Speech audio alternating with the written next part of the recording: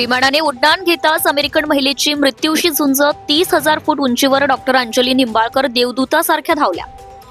तब्बल 30,000 फूट उंचीवर धावत असलेले विमान, चारही बाजूंनी बंद दरवाजे, मदतीसाठी कोणतेही रुग्णालय नाही, कोणतेही उपकरण नाही आणि त्या क्षणी एका परदेशी महिला प्रवाशाचा जीव हातातून निसटत होता.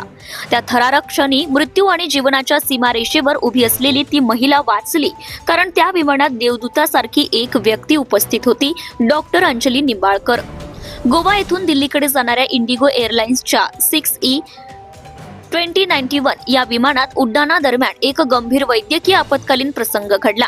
परंतु त्याच वेळी विमानात असलेल्या डॉक्टर अंजली निंबाळकरांनी दाखवलेल्या प्रसंगावधानामुळे 34 वर्षाच्या अमेरिकन महिला प्रवाशाचे प्राण वाचले.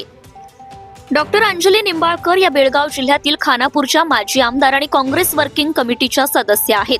तसेच कोल्हापूरचे सुपुत्र आणि कर्नाटकचे धडाडीचे IPS अधिकारी हेमंत निंबाळकर यांच्या त्या पत्नी आहेत.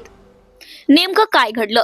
गोव्याहून दिल्लीकडे जाणाऱ्या इंडिगो एअरलाइन्सच्या विमानात उड्डाणानंतरही काही क्षणातच अचानक हेल्प असा हादबल आक्रोश घुमला. एक 34 वर्षांची अमेरिकन महिला प्रवासी बसल्या जागेवरच कोसळली. तिचे शरीर थंड पडले होते, हाताची नाडी जवळपास थांबली होती आणि श्वास घेण्याची क्षमता क्षीण होत चालली होती. विमानात एकाच वेळी भीती आणि गोंधळाची परिस्थिती निर्माण झाली होती. काय करावे, कसे करावे हे सुचायच्या आधीच डॉक्टर अंजली निंबाळकर जागेवरून उठल्या.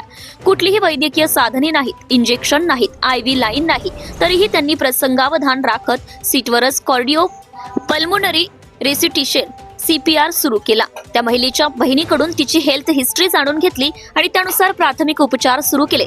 काही मिनिटात त्या परदेशी महिलेला शुद्ध आली. मृत्यूला हरवून जीवन परत आले असेच ते क्षण होते.